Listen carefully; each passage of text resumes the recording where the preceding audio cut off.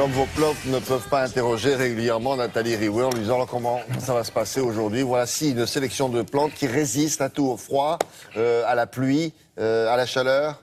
On les connaissait ou Oui, vous les on les senti connaît plus ou moins. Il y a des variantes dans les espèces. Par exemple, vous avez cette petite menthe là, toute petite. On n'a pas l'impression que c'est une menthe, on a l'impression que c'est une plante tapissante. Eh bien, cette petite menthe, eh bien, elle va ramper sur le sol. Regardez, vous pouvez la froisser, elle sent vraiment la menthe et c'est vraiment assez extraordinaire. Vous pouvez la mettre, vous savez, entre des lauses, entre des dalles et elle va recouvrir le sol tout en ayant un parfum de menthe très fort. Très très fort. On peut en faire aussi des infusions. Ah oui, c'est surprenant. C'est drôle que ça Ouais. dégage. On n'a pas l'impression que c'est de la menthe, mais c'est une menthe. Je sais pas, mais c'est très poivré aussi, non? Oui, c'est très poivré. Voilà. Donc il y a pas mal de plantes comme ça qui vont résister à ces choses.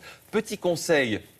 Quand même, n'arrachez rien, ne coupez rien. On a toujours tendance, c'est sec, on arrache, on coupe. Non, attendez la fin de l'automne, ça va pouvoir repousser, ou même le printemps prochain. Donc, attendez le printemps prochain, oui. c'est bientôt l'automne et l'hiver, donc elles vont se reposer, parce qu'elles peuvent renaître justement dans le sol. Petit tour d'horizon de ces plantes qui résistent à tout. Regardez. Et si vous misiez sur des plantes fleuries et pérennes dans votre jardin? La plus facile, la verveine de Buenos Aires pour commencer.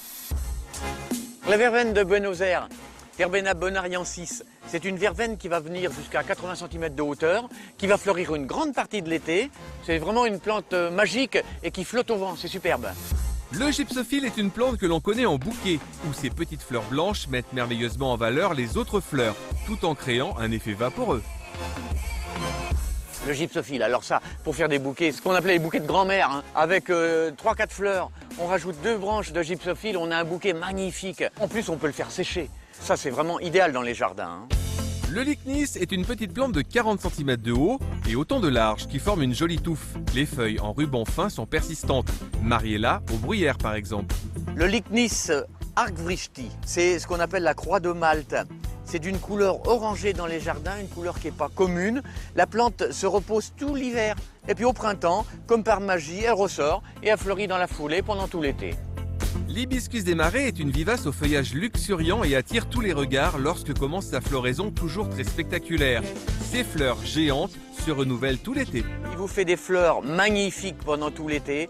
Il suffit quand même de l'arroser. Et on lui met à manger un petit peu au sol. Et puis voilà. Et tous les ans, il repart de la souche avec des nouvelles branches, des nouvelles feuilles. C'est vraiment une plante magique. Le célèbre mimosa pudique fait partie des plantes sensitives. Il a la faculté de réagir à une stimulation extérieure en effectuant un mouvement léger, plus ou moins rapide. Quand j'étais gamin, c'est pas hier, hein.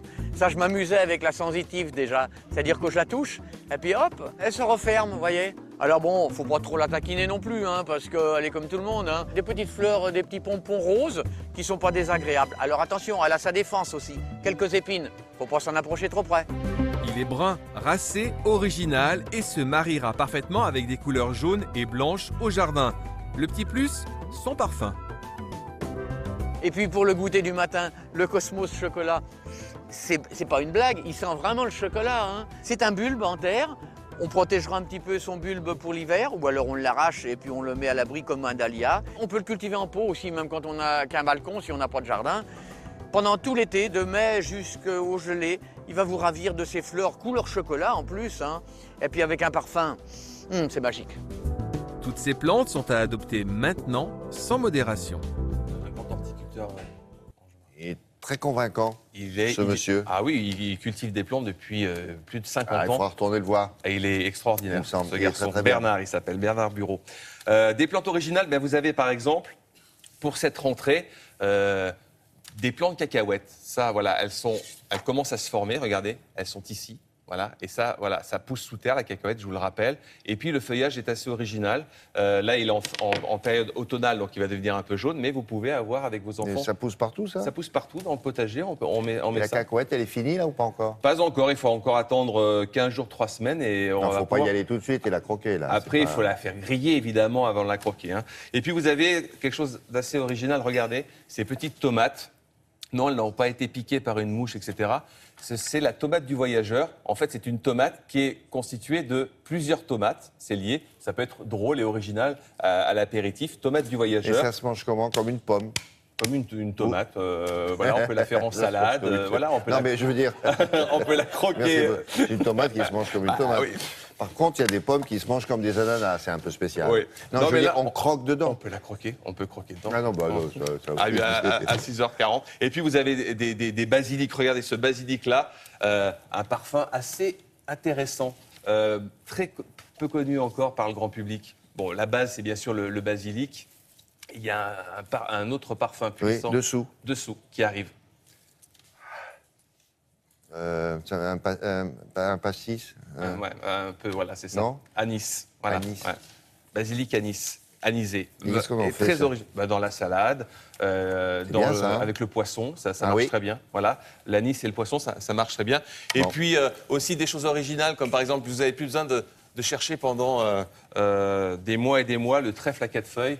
Il est déjà à 4 feuilles dans votre jardin. C'est l'oxalis. C'est un trèfle assez original à 4 feuilles. En plus, avec un cœur assez rouge, magnifique. Voilà, des choses assez originales et rustiques au jardin pour bien commencer la rentrée. Merci beaucoup. Allez, on continue maintenant avec Grégoire Tournon. Il se passe des choses à l'US Open. Oui, des Français, pas beaucoup, mais enfin, qui se tiennent bien.